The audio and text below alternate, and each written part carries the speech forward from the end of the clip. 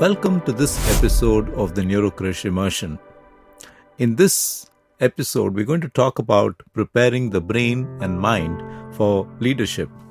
This is a talk I've given in various settings, and I thought it would make an interesting subject for our podcast. Have you asked yourself, what is it about the brain and mind that helps someone be a leader? Obviously, everyone is not a leader. Some people demonstrate leadership qualities very young. Some others seem to acquire and demonstrate them as they go along later in life. And some don't ever at all demonstrate those qualities. So what underlies leadership when it comes to the brain and mind? And that's what we're going to discuss over the next 20 minutes. The first thing that I'd like to draw your attention to is the Howard Gardner concept of multiple intelligences. Being a leader means that you embrace what you do with aplomb. And for this, it's not just about how smart you are, it's how you're smart. And obviously, each one of us is different in the way that we are smart. Howard Gardner divided intelligences into different categories. He said, it's not one thing for you to be intelligent or not. It is how you're intelligent. Some of us are intelligent in a naturalistic way. We understand nature and organic processes well.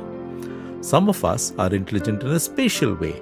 We are able to see and map the world in 3D. Some of us have musical intelligence. We have the capacity to recognize, create, reproduce, and reflect on music. Some of us are very good at logical reasoning. We are skilled at deductive reasoning, in detecting patterns, and in logical thinking. Some of us have very good interpersonal skills. We communicate and with people well, we read them well.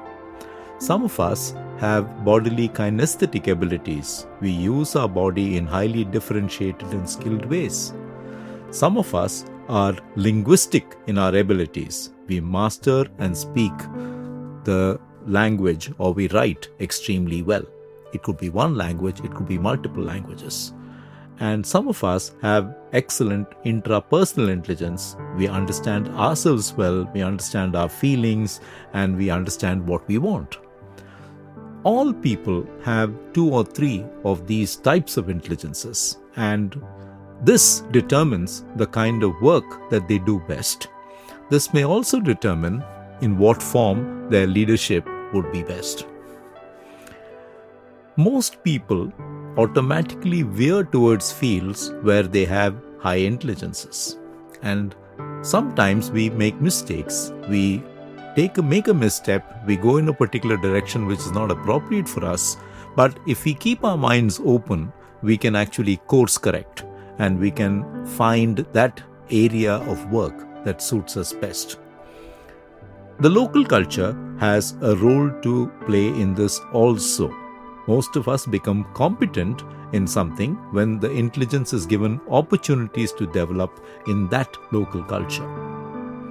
Society also has a role to play. When it recognizes the person's competence with awards and recognition, the person's intelligence further develops to the next level of mastery. These multiple intelligences make people go towards particular careers. So if we go back to the cycle of intelligence we were talking about, people with a naturalistic intelligence would end up doing well as biologists or conservationists. People with linguistic intelligence as poets and writers. People with visuospatial intelligence as designers or engineers. People with musical intelligence as singers, musicians, composers. People with interpersonal intelligence, the ability to organize people, group activities, and social relationships as leaders and social workers. People with intrapersonal intelligence, the ability to understand themselves as philosophers or clergy. People with logical intelligence, who excel in math and logical thinking as bankers and accountants. People with kinesthetic or movement intelligence as actors, athletes, and people who dance, and so on. One important leadership lesson, therefore, is to understand your intelligences and to play to them. Your intelligences are your weapons. Go to war with them, not against them. And whatever field you choose of activity, please be aware that when you play to your intelligences, you're much more likely to be successful. Howard Gardner is a famous Harvard psychologist, and apart from multiple intelligences, he has written a lot about various other things as well concerning people and leadership. One of his books is 5 Minds for the Future, and that is what I am describing in this segment of the podcast. He describes 5 minds that are necessary for leadership. He calls the first mind the disciplined mind, one that is acquired through years spent in scholarship, a craft, or a profession, which he estimates takes most people a decade to master. The disciplined mind, he says, emerges from consistent work done to develop skill sets and a knowledge base, and it necessitates both education and/or training. This is what we do when we go to university, when we pursue a master's. What we are doing is we are developing a disciplined mind. Then he describes the synthesizing mind, learning to integrate disparate sources of information and identifying the links between them, identifying the jobs that need to be done and the people available to do those jobs, identifying priorities and the way forward, balancing past visions with future aspirations, and being able to examine new ideas in the light of one's knowledge base. And if you think about it, as you progress through graduation, through your master's, to work, this is what you start doing. You start applying the knowledge base that you have acquired until that point in time. You start recognizing patterns. You start recognizing or identifying opportunities. Now ask yourself, have you reached that stage in your development where quite automatically your knowledge base is useful to you in order to synthesize information? And that is your synthesizing mind working. Howard Gardner goes on to describe the creating mind.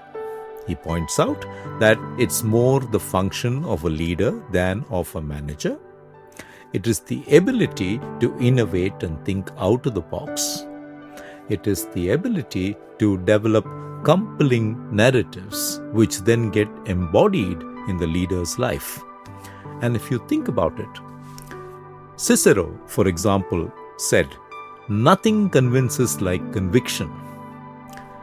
Leaders are convinced very often about what they are doing, and the conviction is what attracts people towards them, very often in large numbers, and those people then become part of their journey.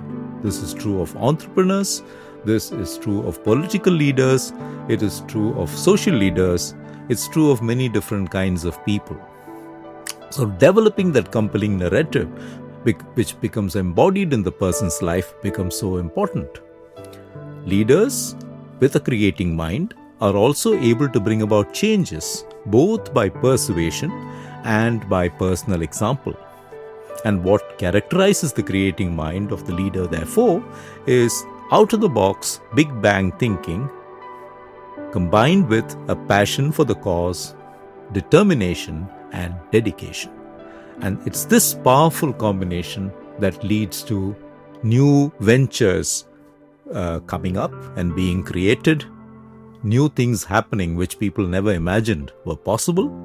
Think about the electric car revolution that we have today, for example. It kind of started with Tesla. It kind of started with Elon Musk's ability to think completely out of the box. And that is the creating mind of the leader. Howard Gardner goes on to describe 2 other minds. These are ideal. They probably are essential too. But we'll go on to ask in the podcast, are they really a requirement for leadership?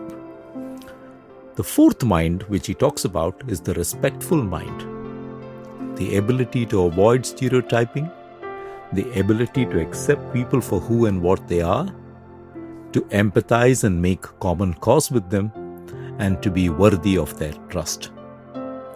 Empathy is among the most important qualities in leadership.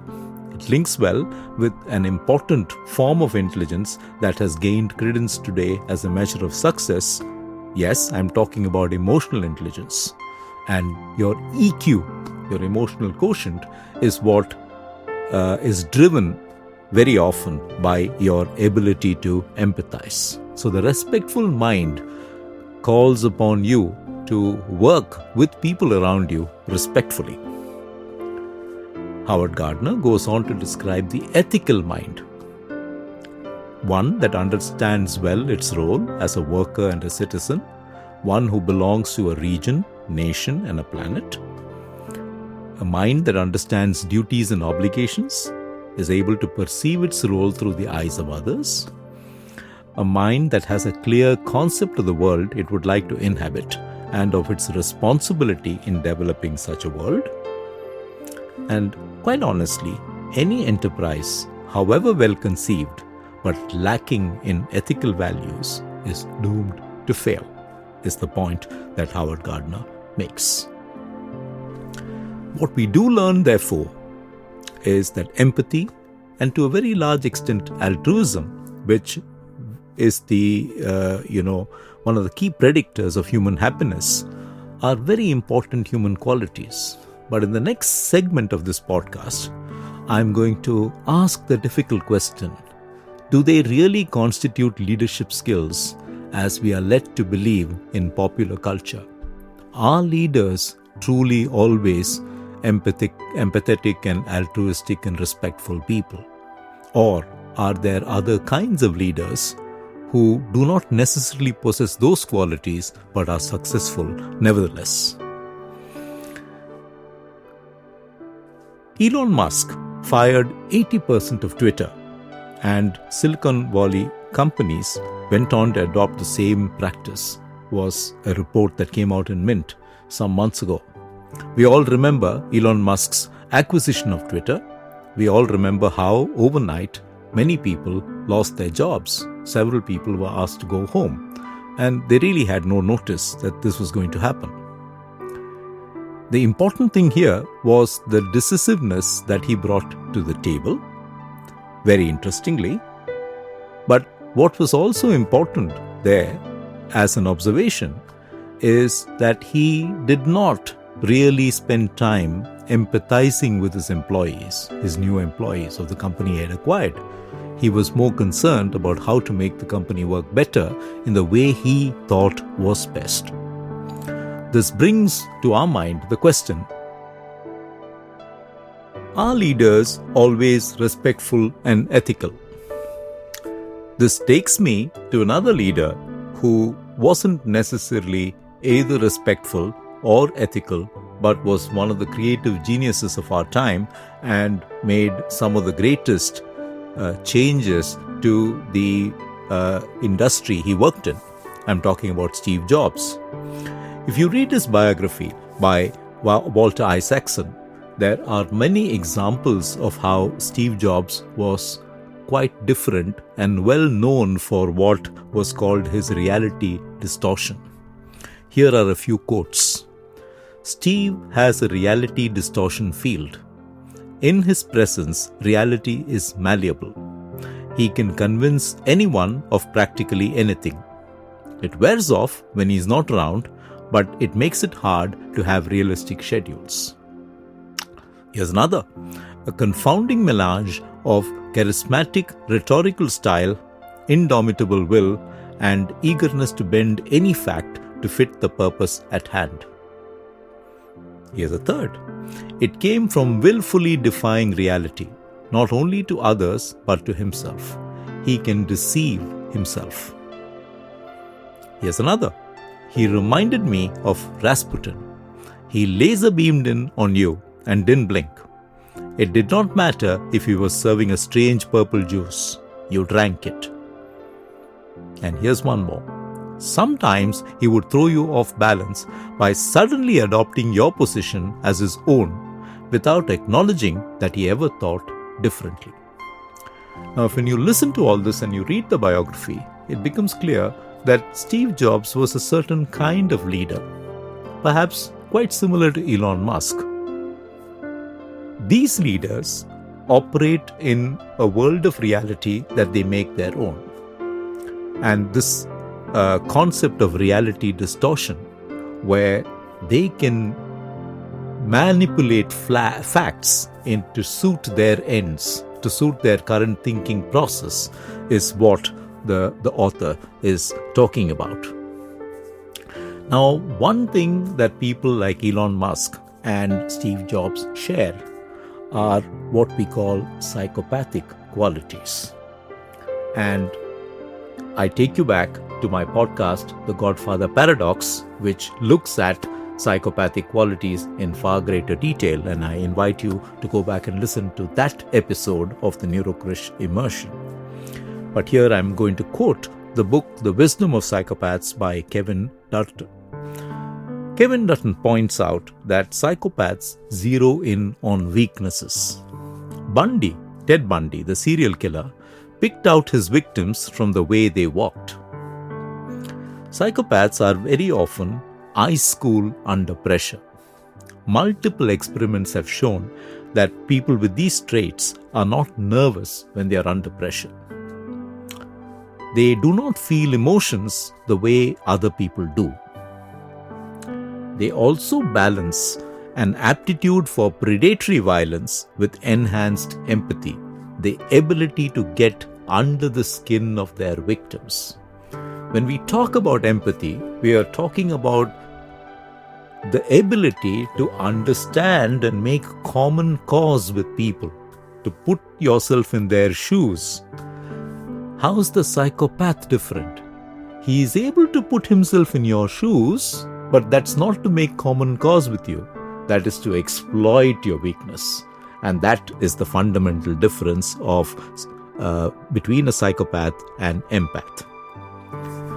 Now, in Kevin Dutton's book, he puts forward various moral dilemma questions. Now, here are two experiments he talks about.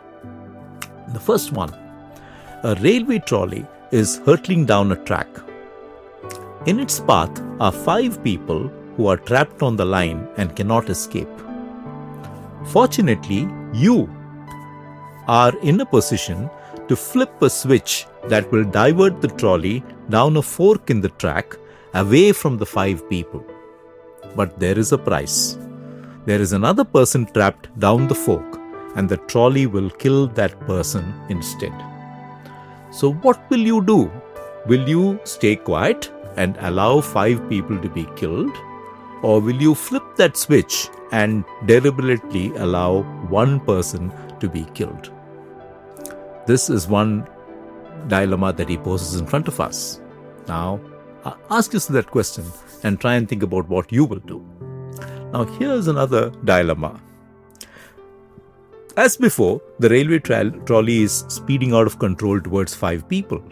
But this time, you are standing behind a very large stranger on a footbridge above the tracks. The only way to save the 5 people is to heave the stranger over. He will fall to a certain death, but his considerable girth will block the trolley and save those 5 lives. Will you do it? Should you push him? So you have 2 types of dilemmas. One in which all you have to do is flip a switch. You will save 5 lives, but someone will sadly die. The other in which you are an active participant. You're going to heave a huge guy over the footbridge onto the tracks so that the trolley stops and 5 lives are saved. Now, when we are confronted, most of us are confronted with this type of question, our brain, and we are put into a scan when this question is asked to us, and we are talking about dynamic PET scans. When the dilemma crosses from what is impersonal, flipping the switch, to personal, heaving a person over, your emotional brain lights up like a pinball machine. What's interesting, research shows that in psychopaths, there is radio silence. There is no change in the brain when they make the decision to heave a stranger onto the track so that 5 people don't die and the trolley is stopped. So there is a biological basis for this psychopathic trait or tendency that people have. Now, there are many other examples that the book quotes. It quotes the example of the moon landing. Neil Armstrong was reportedly cool as cucumber and barely broke a sweat. And when the data was reassessed, this was the time that he stepped out from the Apollo lander to the moon, his heart rate fell rather than rose at the time of landing. Another study by Stanley Rachman, it was from Harvard in the 1980s, looked at bomb disposal operatives. It identified those who had been in the profession for over 10 years and divided them into decorated, they'd been recognized for their work, and non-decorated group.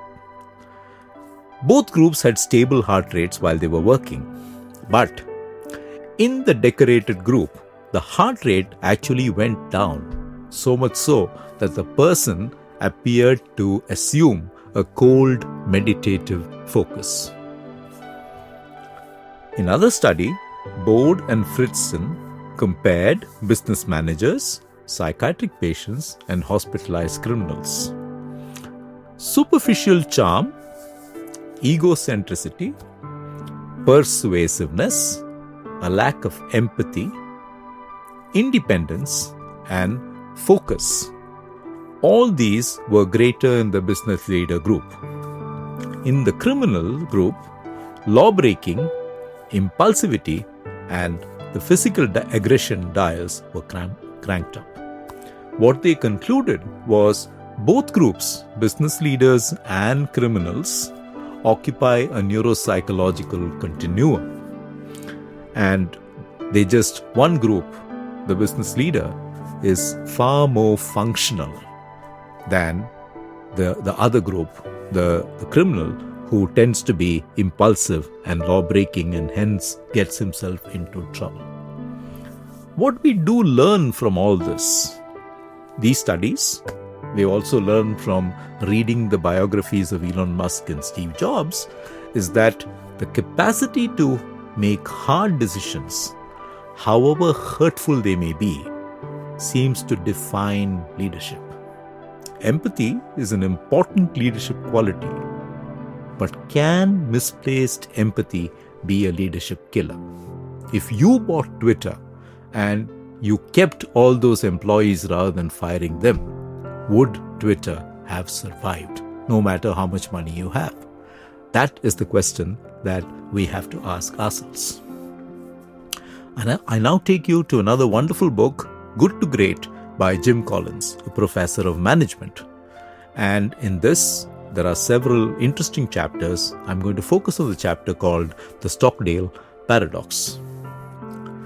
Jim Collins says, every good to great company faced significant adversity along the way to greatness of one sort or another. In every case, the management team responded with a powerful psychological duality. On the one hand, they stoically accepted the brutal facts of reality. On the other hand, they maintained an unwavering faith in the end game and a commitment to prevail as a great company despite the brutal facts. And we came to call this duality the Stockdale Paradox, he says. He then goes on to talk about Admiral Jim Stockdale, whom he goes and meets and is beautifully described in the book. So Admiral Stockdale was the highest-ranking United States military officer in the Hanoi Hilton prisoner of war camp during the height of the Vietnam War. Tortured over 20 times during his 8-year imprisonment from 1965 to 1973, Stockdale lived out the war without any prisoner's rights, no set release date, and no certainty as to whether he would even survive to see his family again.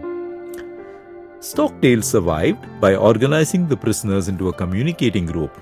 They developed their own sound language using spoons tapped against prison bars to communicate with each other. So when he was asked who made it from the camp and who did not make it, he said the people who didn't make it were the optimists. They were the ones who said, we are going to be out by Christmas.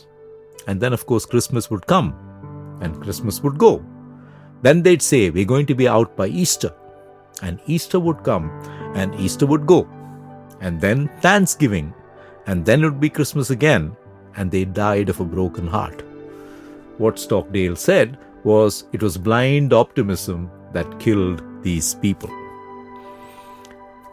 The very important lesson, he said, is you must not confuse faith that you will prevail in the end, which you can never afford to lose, with the discipline to confront the most brutal facts of your current reality, whatever they might be. Stockdale talks about faith, discipline, and resilience as ways to overcome adversity. And these, of course, are the true marks of leadership. Rational optimism, faith that one will prevail, and the resilience to fight against all odds, to play the long game. These qualities define the leader. So if you're aspiring to be a leader, what can you do? As we end this podcast, I'm going to give you a few suggestions that you can work on. Develop your 5 minds. Your disciplined, synthesizing, creative, respectful, and ethical mind. They will serve you well.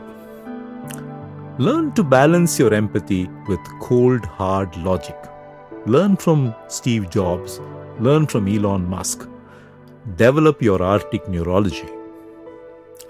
Balance your brutal truths with rational optimism. Build resilience and retain the faith that you will prevail.